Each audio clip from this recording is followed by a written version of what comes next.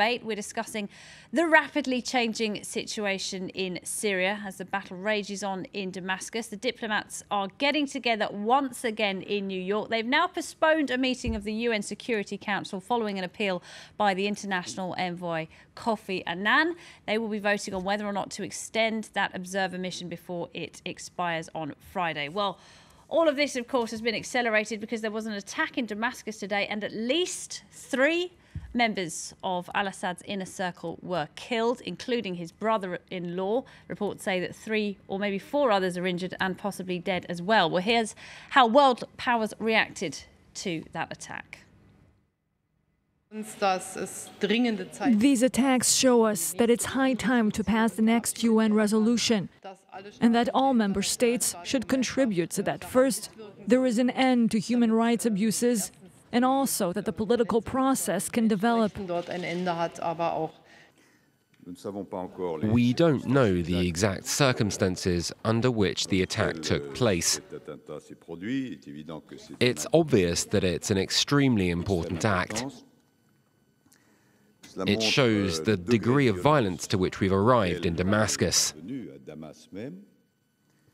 About the need for Assad to step down, the need for a peaceful transition, that by ignoring those appeals by the international community, that the violence there has only gotten worse and the loss of lives.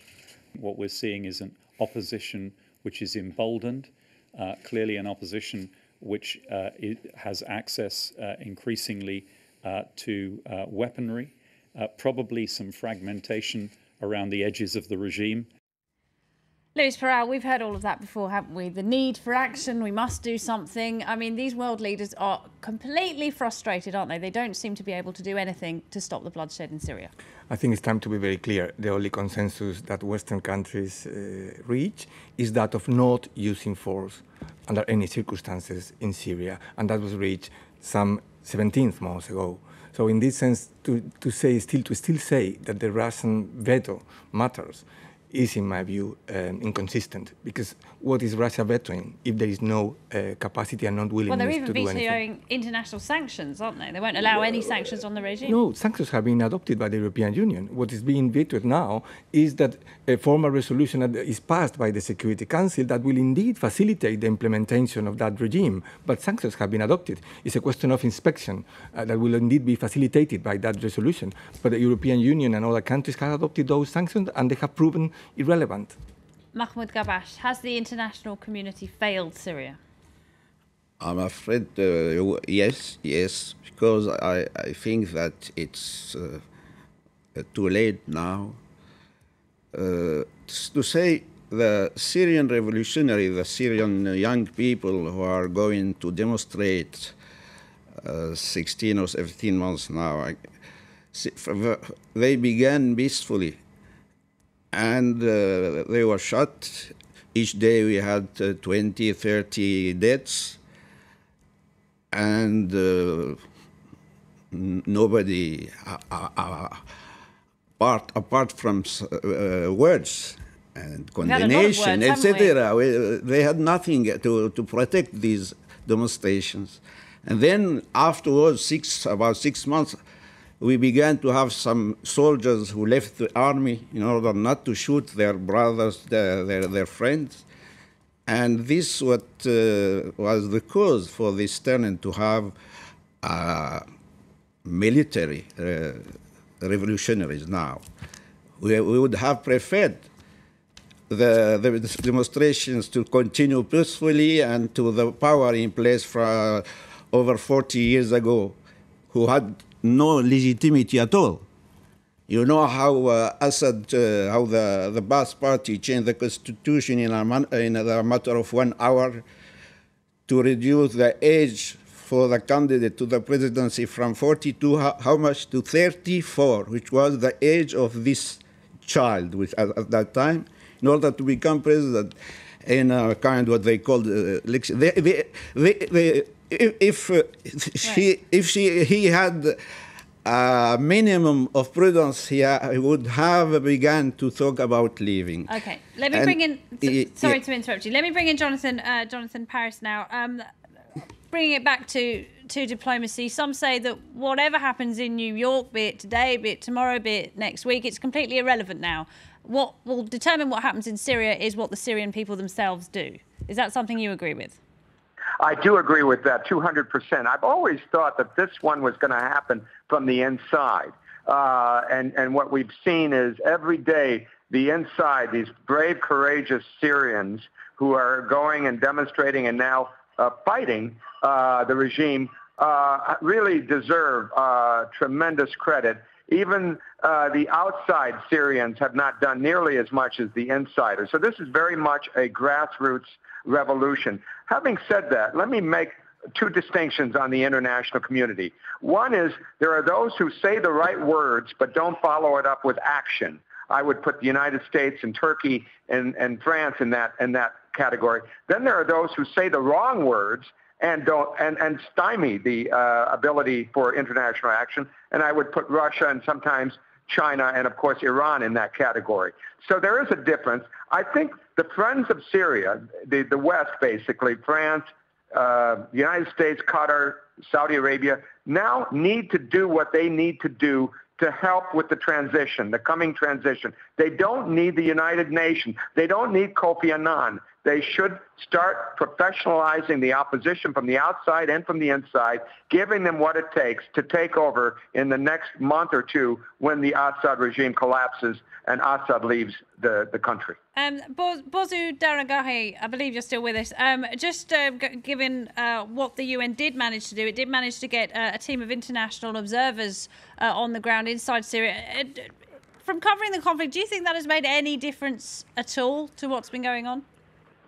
I don't think it has, but I think that, I kind of agree with the view that the sort of diplomacy so far, I mean, not only has it not had any kind of bearing on what's going on the ground, but I think it's also sort of in a very creepy way serving as a kind of moral cover for the inaction of the international community. And I think that's unfortunately the role that Kofi Annan has been playing is sort of, appeasing the conscience of the West and the international community as this goes on. As for what does matter at this point, it's all about supply from Lebanon and Turkey and possibly Jordan to these rebels in Syria. That's really where the action is trying to get the weapons, get the ammunition into Syria, and as the previous guest mentioned, working out some kind of transition plan for the likely inevitability of the fall of the regime so that it doesn't descend into a bloodbath. All right, let's talk about possible transitional regimes then, Radwan Ziadeh. Even if Assad does go, if he does step down, to quote WikiLeaks, that would be just chopping the head off the snake, would it not? There would still be a lot of difficulties, a lot of conflicts to resolve within Syria. That would just be the beginning, wouldn't it? I think this is the beginning, exactly, and this is why we should exaggerate the significance of the special operation today, because still the core of the Assad regime is still working, and still the Assad has a lot of fighters among the Alawite community, and this is why it shouldn't be ignore all of that and decided to think about the transition. Of course, that makes the transition more difficult and more bloody in the future. But anyway, we have now to put all stakes how to end the Assad regime, how to convince Bashar al-Assad to step aside and to save Syria as a nation, as a country. Unfortunately, I expect much worse scenarios, because the Assad is the type of the leaders, he's suicidal, that's the one who can fight to the end. And I think that the inaction from the international community make all the discussion, all the meetings irrelevant. As the situation on the ground, it's getting from way to way. Now the Free Syrian Army taking the lead on the ground. But I mean, given what's happened in Egypt, I mean, we had the revolution, and the dictator was ousted, then there was an awful lot of confusion, and there's still some unresolved power struggles going on in that country. Is it not time to start thinking towards the future? Everybody's talking about a post-Assad future in Syria. I mean, your own organisation, the SNC, is extremely divided. You weren't able to come to any agreements at your recent Congress. I mean, who is going to be taking control of Syria when this very bloody episode comes to an end? No, I mean, the opposition, they all agree. They all agree about transitional government in Cairo. And they all agree of the support of the Free Syrian Army. And they all agree about the role of the international community to protect the civilians. But I think it's more about the division among the international community. I'm sorry to press you, but there is a divide, isn't there? I mean, some of your organisation is said to be too influenced by the Muslim Brotherhood. The other said is to be too influenced by countries like Qatar and Saudi Arabia. There are divisions. They do exist, don't they? It's no good trying to Of course, it has to be divisions. Of course, we are not moving from one ruling party to other ruling party. There is a debate, different opinion, different perspectives, but all agree on certain actions from the international community, all agree about the support of the Free Syrian Army, and they all agree about the transitional plan of having transitional government. And this is it, but the frustration from the international community being divided, what they do towards Syria. I mean, the international community divided where the United States and Europe, they do repeat statements with inaction on the ground. And with the same time, other Russians and the Iran, they helping and they supporting, supplying with the Assad regime. And where the U.S. policy toward Russia, as example, by shaming and embarrassing Russia until Russia it changes its position. We know that there is no red line, there is no public opinion in Russia to put some pressure on the Russian regime to change its position towards Syria. This is why it was an understanding for us. We don't understand how the Russian who supplying the Assad regime day by the weapons, they change with the position and they take actions. They will support actions against the Assad regime. Who will supplying the Assad regime will take action against him.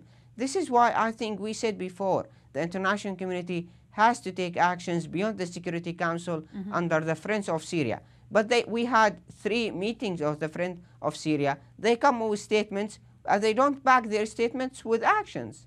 Okay, Luis Pereira. Yes, I only would like to add that what is clear today is that the Annan plan is over. The idea of Annan to have this transitional government formed by representatives of the opposition and the representatives of the regime is no longer going to happen. But on the other hand, I think it's very unrealistic to tell the opposition that they should be united. Of course, democracy is about discussion, democracy is about disagreement. The only difference is that this disagreement has to be solved by political means. All right, Jonathan Paris, I wondered if you wanted to come in there. We're talking about the end game, the post-Assad future for Syria. Listen, when we were dealing with Tunisia after the burning of Benghazi, we didn't talk about who would follow Ben Ali. When we were dealing with Tahrir Square, we didn't talk about who would follow Mubarak. We didn't worry about who would follow Saleh of Yemen. And I certainly don't think we should dwell on disputes within the Syrian opposition community at this point. The task ahead is very clear. We must ensure that Assad leaves as soon as possible so that thousands of people do not die between now and 6 months from now when he does leave. But is it enough for just Assad to leave? If he was to tomorrow decide to go into exile along with Ben Ali and the rest of them, would that bring peace to Syria? We've got a lot of people and a lot of conflicts there.